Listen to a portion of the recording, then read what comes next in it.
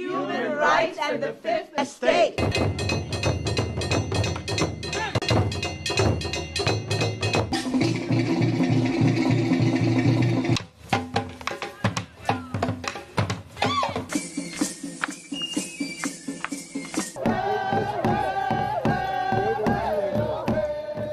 Comunidad. Daraja. Smile.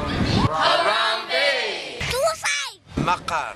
Righteousness. Habla. Human rights and the fifth estate.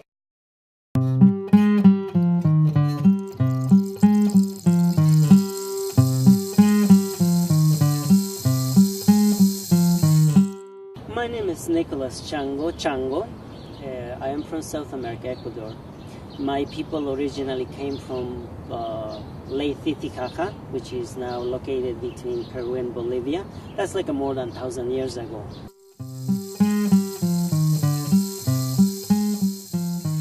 Well, there are prophecies from my elders that they have told me that is when I will be very young, I will be leaving, because I have to go and remind the people about the spirituality and practice the human rights wherever I am. So that's what happened more than 20 years ago, and I left the country and I end up in this United States.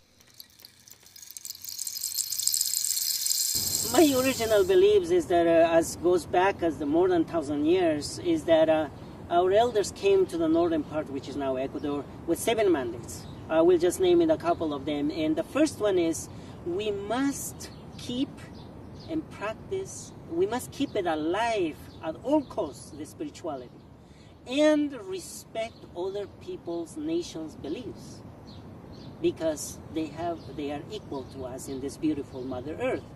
And the second one was that our elders arrived to where they are right now as they were the doorkeepers to the entrance to the Amazon.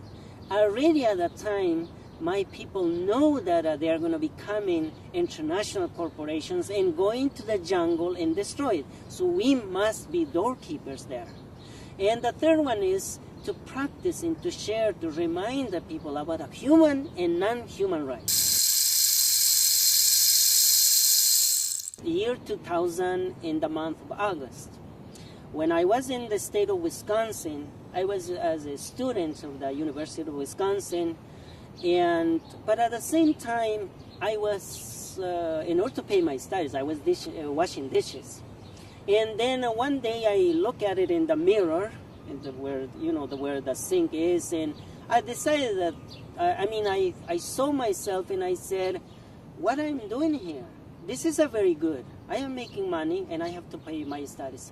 But it's something missing. And that was the spirituality, and that was also, I shouldn't say it was missing. It was just I lacked in a box, and I said, right now I need to do this thing. Somehow, it's like coming from the skies, the invitation from the United Nations. It was an invitation letter which says, Mr. Chango, we would like to invite you to come and participate at the United Nations at the International Day of Indigenous People. So I got a piece of paper and I started thinking, this is my chance. This is the time that I was waiting. And before that I only read in the piece of paper and I ask questions.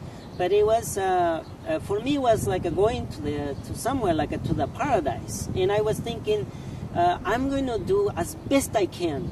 And then I put together my thoughts and my dreams. And I came with a big, heavy, bulky thing, when I arrived to the UN, I see that it was not such a big deal, the building, one.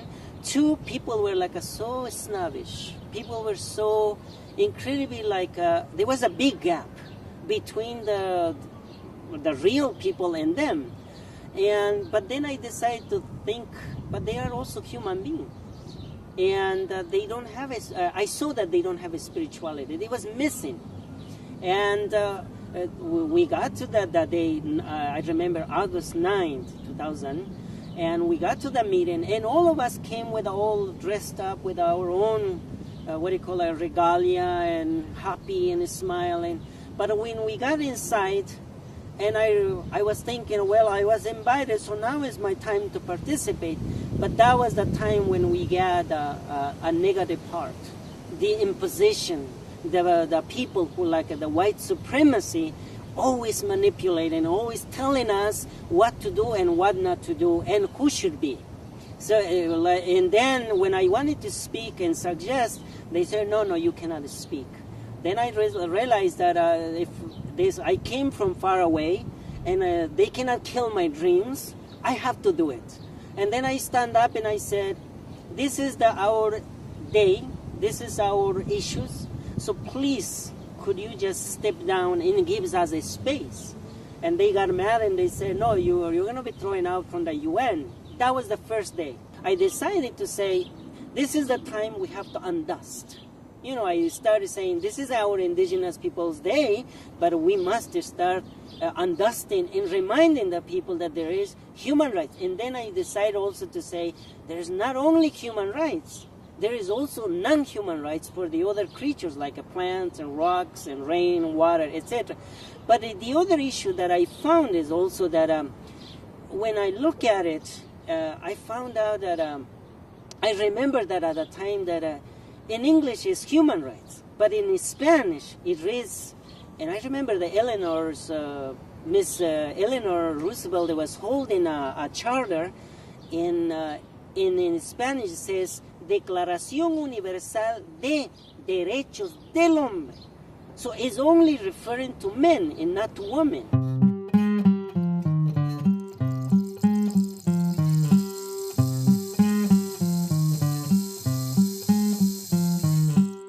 Our declaration, it is 46 articles compared to the Universal Declaration on Human Rights. Our declaration is 46 articles and refers to all kinds of beings, and into this universe. It's not only like 30 articles referring to the human rights issues, but ours refers to the water, to the trees, refers to the sky, refers to the spirituality, refers to the women, refers to the gay and lesbian, refers to the disabled people, the people who are there.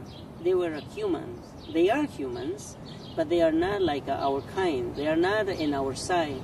The majority of them are in the corporation side, like the big elitist people. So when I was there, I tried to really ask them to include the spirituality there, but they don't want it. For example, at the Human Rights Charter, in English, there is one word in the article first. It says spirit, and that's it. Our elders, when it came to the northern part, they came with several mandates, and one of them is to keep alive the language, the culture, the cultural symbols, such as the wipala that I have in my back, and that one signifies is a spiritual power, and represents the human and non-human rights.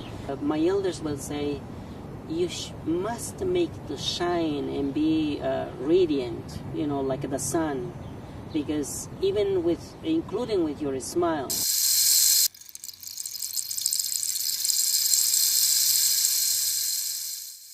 When we start speaking in that way, they say, oh, the Indians are confused. I am not confused, and I was not confused. Because the trees, when they are being cut down, the trees has a soul, the trees have feelings. The trees have emotions. So in Indigenous world, we talk to them. Every morning we go say, hello, how are you? And so we communicate with them. But here in this society, it was not. So when I came, besides that, asking to include these issues, I asked them that as Indigenous people, we are different. We are equal, but different. We are when we were there. But they say, no, you are not equal. Human rights is for all humans. And it was not the way. It's just only empty words that they speak. They spend so much money. Human rights, it's a business. It's not an issue of spirituality or doing for somebody.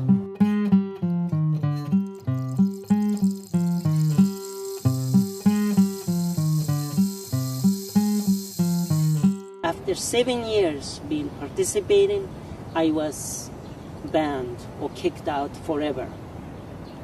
But that also is what happened. I mean, that happened because my elders also mentioned in the prophecy that already on May 18 I will be expelled from the bigger place. So that's the UN.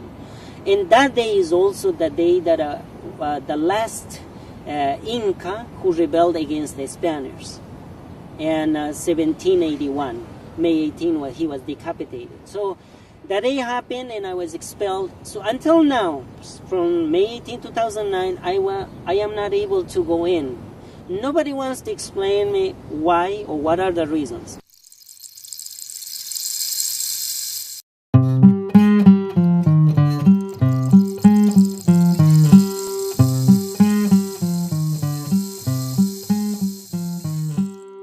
The UN still uses a model that doesn't take into account connecting at the heart. It takes into account connecting with our heads. So decision making, where people are seated, their little name tags around them. It's still what I would call a more patriarchal model.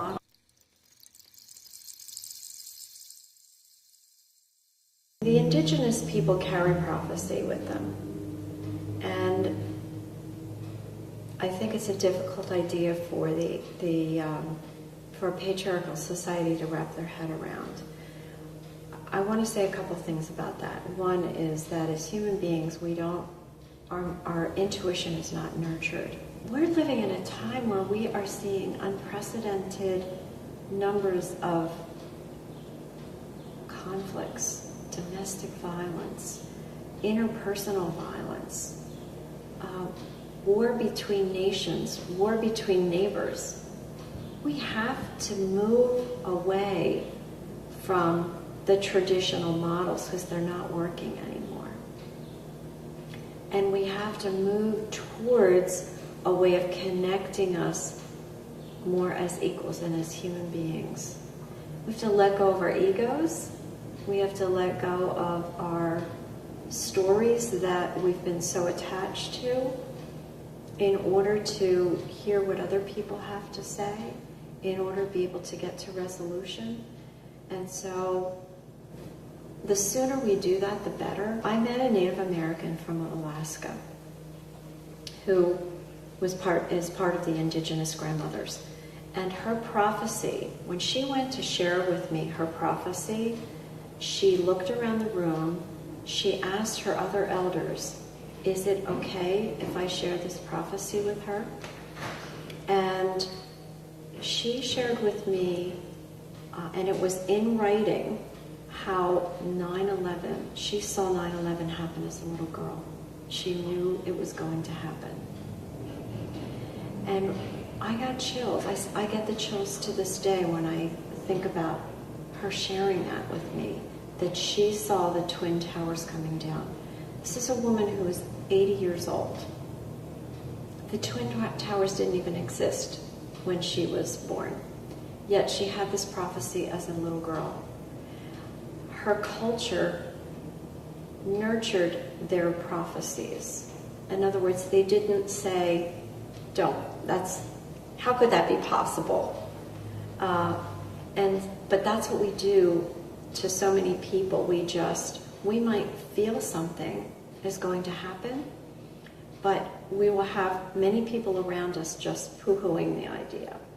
So I'm a believer in being able to unpack a prophecy to understand it better. We haven't been taught to honor not just human beings, but the life that supports human beings. All we see is the human being. We're not seeing this vast support system that supports us.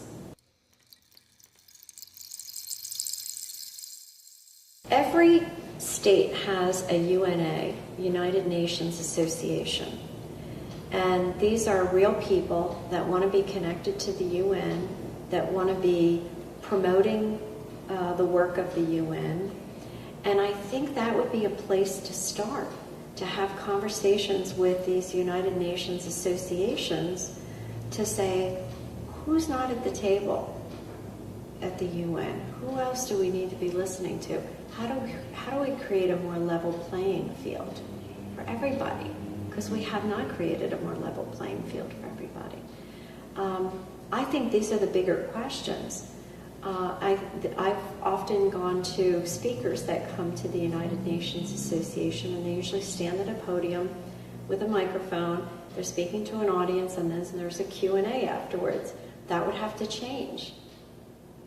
And I think UNAs are open to that. I think that these are your average people who are listeners, who do want change. And they, in turn, will influence the United Nations.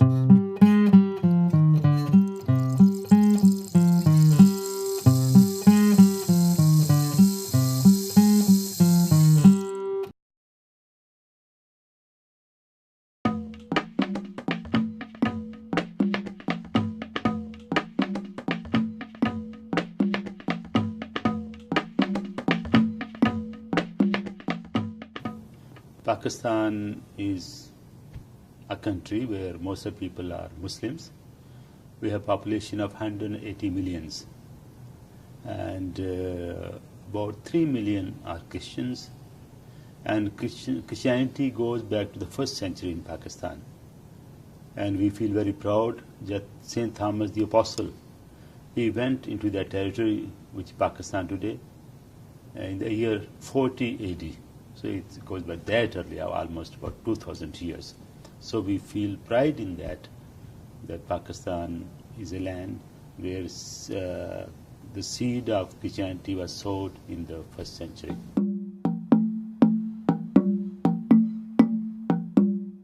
There is a problem of terrorism which is affecting our whole country. And there have been attacks on the mosques, there have been attacks on temples, there have been attacks on Christian churches, there have been attacks on public places. So these are some people who are creating kind of terrorism there. But most of the people of Pakistan, they're peace-loving people.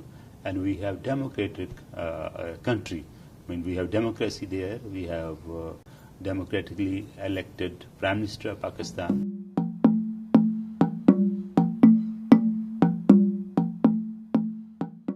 Problems for Christians, one is that we are a minority and we are a very, very small number.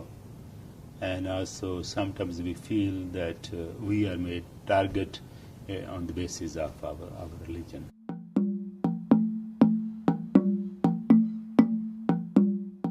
We are native Christians, and that gives us pride.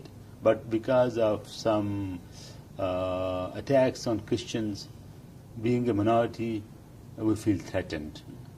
Like there was attack on All Saints Church in Peshawar, in which 86 people were killed while they were coming out of the church after Sunday prayer. These are people who are extremists, I would say, terrorists. But they attack whether there is a mosque, there is an attack on the mosque, there is a bus going on, they will attack on the bus, the train, they will attack on the train. But they want to kind of create problem for the country and for the government. So we are not isolated. We are not the only one who have problem. Hindus also have problem. Muslims have problem. Among the Muslim Shiites, they have problem. There have been attack on the churches. There have been some attacks on Christian colonies. So with that, we feel that we are having very hard time in Pakistan. But I mean, our preference is to live in our country and work for the betterment of our country, to play our role. And we Christians have been playing a very vital role, very important role, especially in the field of education, in the field of medical care, and also in the field of human rights and equality. Pakistan Christians, Catholics and Protestants, they are very united, because we face the problem which is common, whether one is Protestant, one is Catholic, but we also find many Muslim organizations, they express solidarity with us. They fight for our equality, they fight for human rights, and they fight for our human status and the problems that we are faced with. So we believe that if we want to overcome our problems, we need to work together with our Muslim brothers and sisters, and to make it very clear that most of the people, most of the Muslims in Pakistan, they are peace-loving people. There are many families in Pakistan who have benefited from these organizations, from this interfaith dialogue and harmony. Even in Peshawar, like when there was attack on the church, these were the Muslims first who came to the help of Christians, and they attended the people who were wounded in the attacks. And Muslims from the neighborhood, they brought kind of clothes for them and sheets to cover their bodies. And also they took them to the hospital immediately after the attack. I went there and I visited 4 or 5 Christian families, and they were witnessing that our Muslim neighbors, they have come to us, and they have come in our hard times, and they have helped us financially also, and morally also, and spiritually as well.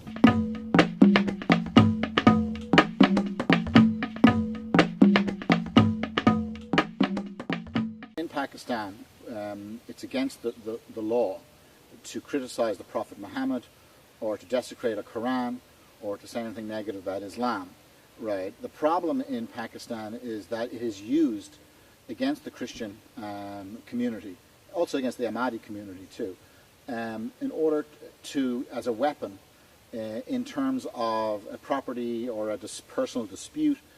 So they would then turn around and then falsely accuse the people of this. They would go down to the mosque, speak to the imam, lie to the imam about what they said, and then the imam would make a fiery speech at prayers on Friday, and then the whole mob would come down to their house, burn the house down, try to attack the family. The family usually runs away.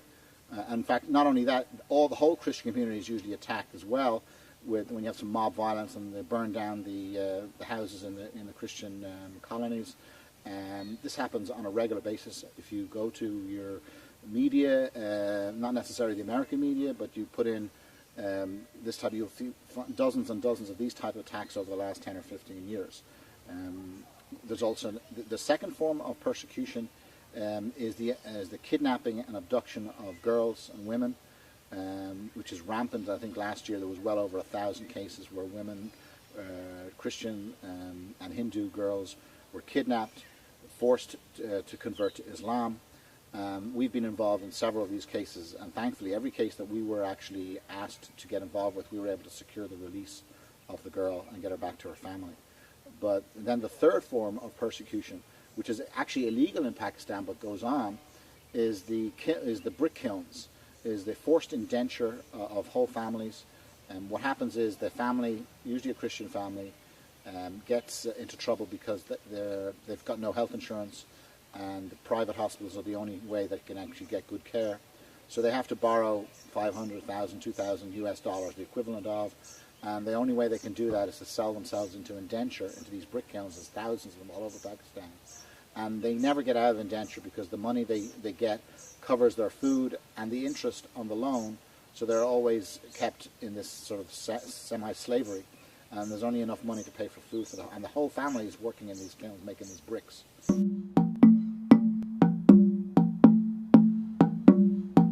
What we've done over the past several years is we've actually hidden people that have been falsely accused, and we've hidden them, and we've actually got them out of the country. We've smuggled them out of the country. I can't tell you how we do that for security purposes, right? But we have smuggled them out of the country, and we've done this with at least half a dozen cases over the last 2 years. And we've brought them to Sri Lanka and to Thailand. We registered them with the United Nations, right? And all these are all documented actually on our website, on rescuechristians.org. Our website documents all the cases that we help with. So I would say at the moment there's probably about a dozen cases that are, but then you get each year you get 5 or 6 new cases every year, right? And over the last 10, 15 years, about 300 cases, right, of blasphemy.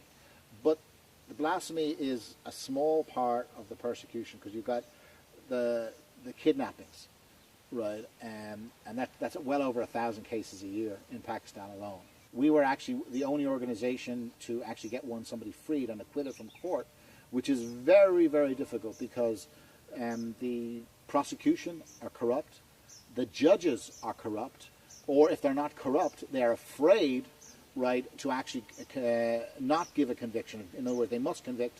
Even if the evidence is overwhelming against conviction, they will still convict, because if they don't, they're afraid of being shot by the extremists. What we're seeing is the history repeating itself, is the world ignoring the problem for the most part. I mean, you hear the odd news story here and the odd news story there, but the politicians, our leaders, this problem needs to be tackled in terms of getting to the real tackling by the president and his administration and the State Department, right, and even the Department of Defense.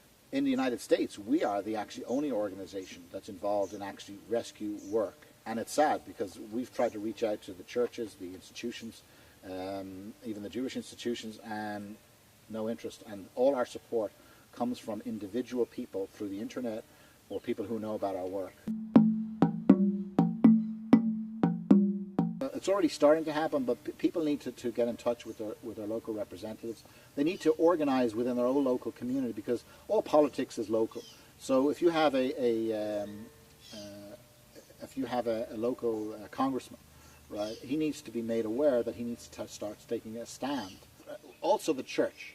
The church is a very important component, because the church is silent in this issue. So if you're a member of a church, right, and go to your elders, go to your pastor, and tell him, and not just, and one person is not good enough. You need to gather maybe 5, 10, 20% of your congregation,